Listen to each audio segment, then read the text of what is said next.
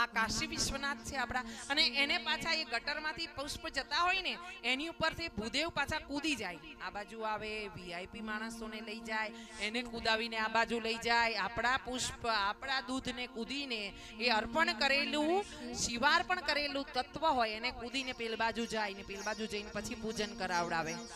હા, જે આખા કાશીમાં ફર્યા છે, ન જમવાનું જમ્યા છે, કાંદા લસણ ડુંગળી ગમે ત્યાં જમ્યા છે, એ પછી ત્યાં ધર્મ કરવા ગયા, દાન કરવા ગયા, ને એને પછી શિવલિંગને આમ ભેટો કરાવે અને શિવલિંગને આમ ચોળીને નવડાવે એ લોકો. અરે ભાઈ, તું બ્રાહ્મણ છે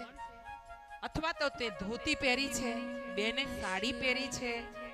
સીધા સ્નાન કરીને આવ્યા છો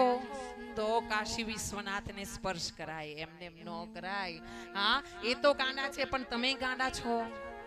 પુણ્યની જગ્યાએ પાપ કરો છો,